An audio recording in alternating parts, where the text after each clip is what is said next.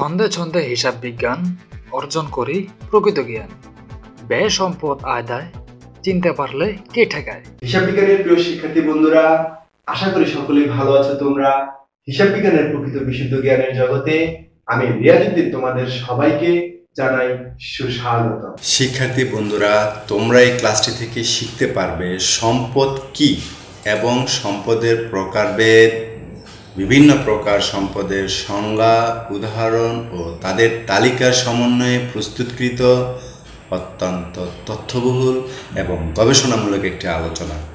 পাশাপাশি শিক্ষার্থী বন্ধুরা, এই ক্লাসে আলোচিত যত অ্যাকাউন্টিং টার্মস আছে এবং কি পয়েন্টস আছে সেগুলোরও ইংরেজিটা তোমরা এই ক্লাস থেকে পেয়ে যাবে। প্রথমে শিক্ষার্থী বন্ধুরা আমরা জানবো সম্পদ কি, অর্থাৎ হোয়াট ইজ অ্যাসেটস। আর শিক্ষার্থী বন্ধুরা, আমার আবিষ্কৃত মাত্র 3টি কবিতায় সব সম্পদ চেনা যায় বা শেখা যায়। সেই 3টি কবিতা হলো ব্যবহার করি যাহা, সম্পদ আমার তাহা, আমার কোনো কিছু থাকলে অন্যের কাছে, উহা আমার সম্পদ নয় তাহা মিছে, মজুদার পাবজারে সম্পদ আমি কবতারে।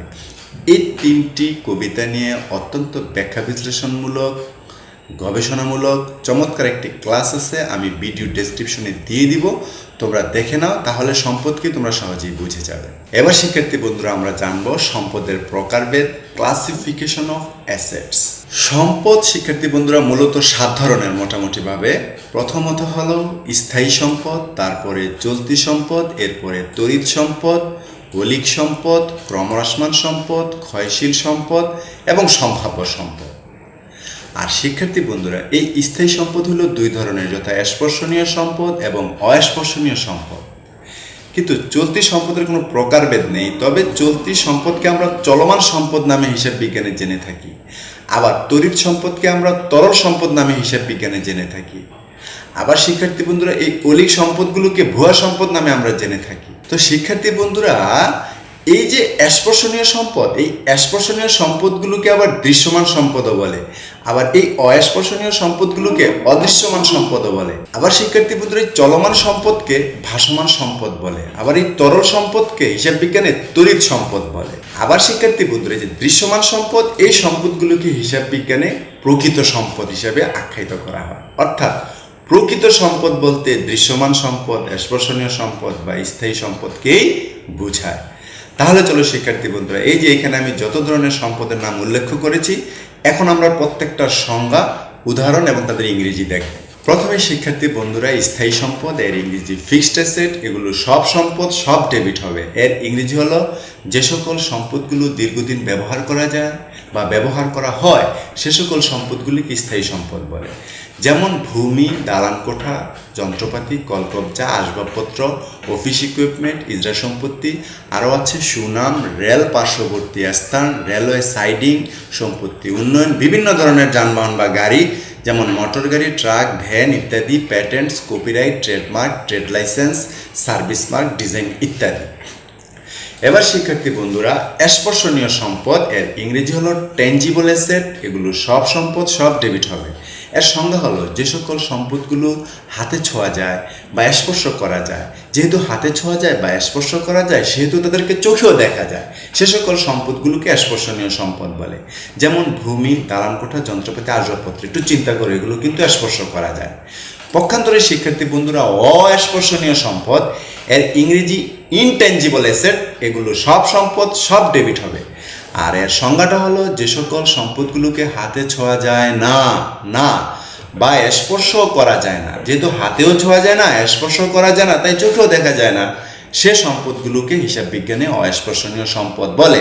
যেমন সুনাম, ট্রেডমার্ক, কপিরাইট, রয়্যালটি ইত্যাদি সম্পদগুলোকে কিন্তু স্পর্শ করা যায় না, তাই এগুলো অস্পর্শনীয় সম্পদ। এবার শিক্ষার্থী বন্ধুরা, আমরা দেখব দৃশ্যমান সম্পদ, এর ইংরেজি ভিজিবল অ্যাসেট। এগুলো সব সম্পদ, সব ডেবিট। এর সংজ্ঞা হলো যে সকল সম্পদগুলো চোখে দেখা যায়, সে সকল সম্পদগুলোকে দৃশ্যমান সম্পদ বলে। আর যে সকল সম্পদগুলোকে চোখে দেখা যায়, তাদেরকে ছোঁয়াও যায়, স্পর্শ করা যায়, তাই দৃশ্যমান সম্পদগুলোকে স্পর্শনীয় সম্পদও বলে। যেমন ভূমি, দালান কোঠা, যন্ত্রপাতি, আসবাবপত্র, এগুলো কিন্তু চোখে দেখা যায়। পক্ষান্তরে শিক্ষার্থী বন্ধুরা, অদৃশ্যমান সম্পদ, ইনভিজিবল অ্যাসেট, এগুলো সব সম্পদ, সব ডেবিট হবে। এর সংজ্ঞা হলো যে সকল সম্পদগুলো চোখে দেখা যায় না, সে সকল সম্পদগুলোকে অদৃশ্যমান সম্পদ বলে, অর্থাৎ অদৃশ্য, চোখ দেখতে পারে না। আর যে সকল সম্পদগুলো চোখে দেখা যায় না, তাদেরকে হাতেও ছোঁয়া যায় না, স্পর্শও করা যায় না, তাই অদৃশ্যমান সম্পদগুলোকে অস্পর্শনীয় সম্পদও বলে। যেমন সুনাম, মেধা, দক্ষতা এবং মর্যাদা, ট্রেডমার্ক, কপিরাইট, রয়্যালটি ইত্যাদি সম্পদগুলো হলো অদৃশ্যমান সম্পদ, কারণ এদের চোখে দেখা যায় না। এবার শিক্ষার্থী বন্ধুরা আমরা জানবো প্রকৃত সম্পদ অর্থাৎ রিয়েল অ্যাসেট এর ইংরেজি। যেগুলো সবই সম্পদ, এগুলো সব ডেবিট হবে। এর সংজ্ঞা হলো যে সম্পদগুলোর বাস্তব অস্তিত্ব আছে এবং বাজার মূল্যও আছে, সে সম্পদগুলো কি প্রকৃত সম্পদ বলে। অর্থাৎ স্পর্শনীয় সম্পদগুলো কি প্রকৃত সম্পদ বলে। তাহলে শিক্ষার্থী বন্ধুরা প্রকৃত সম্পদের বৈশিষ্ট্য মনে রাখো, সেগুলোর বাস্তব অস্তিত্ব আছে এবং বাজার মূল্য আছে এবং চোখে দেখা যায়, যেমন ভূমি, দালানকোঠা, যন্ত্রপাতি, আসবাবপত্র ইত্যাদি। কিন্তু শিক্ষার্থী বন্ধুরা যেগুলো অলীক সম্পদ এর ইংরেজি ফিকটিশিয়াস অ্যাসেট, এগুলো সব সম্পদ সব ডেবিট হবে, এতে কোনো সন্দেহ নেই। কিন্তু এর সংজ্ঞাটা দেখো, যে সম্পদগুলোর প্রকৃত পক্ষে বাস্তব কোনো অস্তিত্ব নাই, এগুলোর কোনো বাজার মূল্য নাই, সে সকল সম্পদগুলিকে অলীক সম্পদ বা ভুয়া সম্পদ বলে। যেমন প্রাথমিক খরচাবলী, গবেষণা খরচ, শেয়ার বাট্টা, শেয়ার অবহার, ঋণপত্রের বাট্টা, ঋণপত্রের অবহার, শেয়ার অবলেখকের বা দালালের কমিশন বা দস্তুরি, শেয়ার দায় গ্রাহকের দালালি বা কমিশন বা দস্তুরি, বিলম্বিত বিজ্ঞাপন, যে কোনো বিলম্বিত ব্যয়, নিটক্ষতি ইত্যাদি। আবার দেখো শিক্ষার্থী বন্ধুরা ভুয়া সম্পদ এর ইংরেজিও ফিকটিশিয়াস অ্যাসেট, এটাও সম্পদ, এটাও ডেবিট হবে, এতে কোনো সন্দেহ নাই। কিন্তু ভুয়া সম্পদ বলতে অলীক সম্পদগুলো কি বোঝায়, অর্থাৎ এই সম্পদগুলি হলো ভুয়া সম্পদ, যেগুলোর বাস্তব কোনো অস্তিত্ব নাই। এবার শিক্ষার্থী বন্ধুরা আমরা জানবো চলতি সম্পদ এর ইংরেজি কারেন্ট অ্যাসেট, এগুলো সব সম্পদ সব ডেবিট হবে। এর সংজ্ঞা হলো যে সম্পদগুলোকে অল্প দিন ব্যবহার করা যায় বা অল্প সময়ের মধ্যে নগদ টাকায় রূপান্তর করা যায়, সে সকল সম্পদগুলোকে চলতি সম্পদ বলে। যেমন নগদ টাকা, নগদ তহবিল, ব্যাংক জমা, ব্যাংক চলতি হিসাব, ব্যাংক সঞ্চয় হিসাব। কিন্তু ব্যাংক স্থায়ী হিসাব আবার স্থায়ী সম্পদ, এখানে চলতি হিসাব আর সঞ্চয় হিসাবটা হলো চলতি সম্পদ। প্রাপ্য হিসাব, বিবিধ দেনাদার, প্রাপ্য বিল, প্রাপ্য নোট, খুচরা যন্ত্রাংশ, বিক্রয় প্রতিনিধির নিকট জমা, অব্যবহৃত মণিহারি, বীমা কোম্পানি কর্তৃক স্বীকৃতি, স্বল্পমেয়াদী বিনিয়োগ, বিক্রয়যোগ্য সিকিউরিটি, চলতি কার্যের ব্যয়, উৎপাদিত পণ্য, সমাপনী মজুদ পণ্য, ব্যবসায়িক পণ্য, প্রাপ্য আয়সমূহ, বকেয়া আয়সমূহ, অগ্রিম ব্যয়সমূহ ইত্যাদি। এবার দেখো শিক্ষার্থী বন্ধুরা চলমান সম্পদ মানে সার্কুলেটিং অ্যাসেট, এগুলো সবই সম্পদ। এর সংজ্ঞা হলো যে সকল সম্পদগুলোর মূল্য এক রূপ হতে আরেক রূপে রূপান্তরিত হয়, সে সকল সম্পদগুলোকে চলমান সম্পদ বলে। যেমন তুমি নগদ টাকা দিয়ে পণ্য কিনলে, তাহলে নগদ টাকা পণ্য হয়ে গেল, আবার সেই পণ্য বাকিতে বিক্রি করলে, তাহলে পণ্য দেনাদারের রূপ নিল, আবার দেনাদারের কাছ থেকে টাকা আদায় করে নিলে, আবার দেনাদার থেকে নগদ টাকায় রূপ নিল, অর্থাৎ এক রূপ থেকে আরেক রূপে রূপান্তরিত হয়, সেগুলি হলো চলমান সম্পদ। আর এই চলতি সম্পদগুলো কি চলমান সম্পদ বলে। এবার দেখো শিক্ষার্থী বন্ধুরা ভাসমান সম্পদ এর ইংরেজি ফ্লোয়েটিং অ্যাসেট, এটাও সম্পদ, এটাও ডেবিট। আর ভাসমান সম্পদ বলতে এই চলমান সম্পদ বা এই চলতি সম্পদগুলো কি বোঝায়। তো শিক্ষার্থী বন্ধুরা এবার দেখবো আমরা তড়িৎ সম্পদ এর ইংরেজি কুইক অ্যাসেট, এগুলো সব সম্পদ সব ডেবিট হবে। এর সংজ্ঞা হলো তড়িৎ শব্দের অর্থ তাড়াতাড়ি বা দ্রুত, অর্থাৎ যে সকল সম্পদগুলোকে অতি দ্রুত নগদ টাকায় রূপান্তর করা যায়, সে সকল সম্পদগুলোকে তড়িৎ সম্পদ বলে। আর এই অতি দ্রুত সময় বলতে শিক্ষার্থী বন্ধুরা তোমরা মনে রাখো 1 ঘন্টা, 5 মিনিট, 10 মিনিট বা 1 সপ্তাহ বা 2 সপ্তাহ, সর্বোচ্চ 3 মাস বা 4 মাস মনে করতে পারো। যদিও এটা কোনো কেতাবি কথা না, কিন্তু আমি বুঝার সুবিধার্থে বলে থাকি যে সম্পদগুলো সর্বোচ্চ 4 মাসের মধ্যেই নগদ টাকায় রূপ নিবে, সেগুলো সব কুইক সম্পদ, তড়িৎ সম্পদ। আর শিক্ষার্থী বন্ধুরা কিছুক্ষণ আগে যে আমরা চলতি সম্পদ শিখলাম, সেই চলতি সম্পদ থেকে সমাপনী মজুদ পণ্য, চলতি কার্যের ব্যয় ও অগ্রিম ব্যয়গুলো বাদ দিলে, এই 3 ধরনের আইটেম বাদ দিলে যে সম্পদগুলো থেকে যায় সেগুলোই হলো তড়িৎ সম্পদ। এবার দেখো শিক্ষার্থী বন্ধুরা তরল সম্পদ বা তারল্য সম্পদ এর ইংরেজি লিকুইড অ্যাসেট, এগুলো সব সম্পদ সব ডেবিট। আর শিক্ষার্থী বন্ধুরা এই তরল সম্পদ বা তারল সম্পদ বলতে বোঝায় এই তড়িৎ সম্পদগুলোকে। শিক্ষার্থী বন্ধুরা ক্ষয়শীল সম্পদ ওয়াস্টিং অ্যাসেট, এগুলো সম্পদ সব ডেবিট।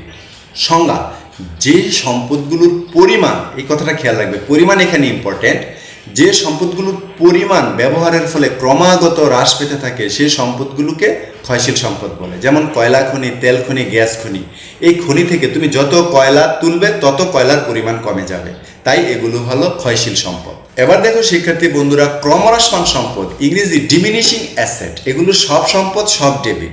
এর সংজ্ঞা হলো যে সম্পদগুলোর মূল্য, এখানে আবার মূল্য খেয়াল করে, এখানে ছিল পরিমাণ, এখানে মূল্য, যে সম্পদগুলোর মূল্য ব্যবহারের ফলে ক্রমাগত হ্রাস পেতে থাকে সে সম্পত্তিগুলোকে ক্রমহ্রাসমান সম্পদ বলে। যেমন আসবাবপত্র, অফিস সরঞ্জাম, যন্ত্রপাতি। তুমি একটা আসবাবপত্র কিনে ব্যবহার করতে থাকলে তার মূল্য কমতেই থাকবে, তাই এগুলো হলো ক্রমহ্রাসমান সম্পদ। তারপর আছে শিক্ষার্থী বন্ধুরা সম্ভাব্য সম্পদ, কন্টিনজেন্ট অ্যাসেট। এগুলো সব সম্পদ, সব ডেবিট, তবে হিসাব বিজ্ঞানে এগুলো লেখা হয় না। যদি লেখা হতো তাহলে ডেবিট পাশে লেখা হতো। এর সংজ্ঞা হলো যে সম্পদগুলো এখনো প্রতিষ্ঠানের আওতায় আসেনি, মানে তোমার কাছে এখনো আসেনি, তবে ভবিষ্যতে আসার সম্ভাবনা আছে, আবার তোমার কাছে নাও আসতে পারে, সে সকল সম্পদগুলোকে সম্ভাব্য সম্পদ বলে। এই জাতীয় সম্পদগুলো হিসাব বিজ্ঞানে লিপিবদ্ধ হয় না। যেমন উদাহরণ হিসেবে বলা যায়, মনে করো তুমি 10 একর জমি ক্রয় করার লইগা একজন জমির মালিকের সাথে 2 লক্ষ টাকা দিয়ে বায়না চুক্তি করলে যে তুমি তার কাছ থেকে 10 একর জমি কিনবে ভবিষ্যতে। এখনো তুমি কিনো নাই, তুমি বায়না চুক্তি করেছো মাত্র। এখন ভবিষ্যতে এই সম্পদটা তুমি নাও কিনতে পারো, আবার কিনতেও পারো। এই জন্য এটা হলো সম্ভাব্য সম্পদ। এই জাতীয় সম্পদগুলো অ্যাকাউন্টিংয়ে লিপিবদ্ধ হয় না। ধন্যবাদ প্রিয় শিক্ষার্থী বন্ধুরা, আশা করি তোমরা অত্যন্ত তথ্যবহুল ও বিশেষ কৌশল নির্ভর এবং বিস্তারিত ব্যাখ্যা বিশ্লেষণমূলক এই ক্লাসটি থেকে ব্যাপক উপকৃত হয়েছ। তাই পয়েন্ট অফ অ্যাকাউন্টিং এর পরবর্তী ক্লাসগুলো দেখার আমন্ত্রণ জানিয়ে তোমাদের সবার সুস্বাস্থ্য কামনা করে আজকের মতো এখানে বিদায়। আল্লাহ হাফেজ।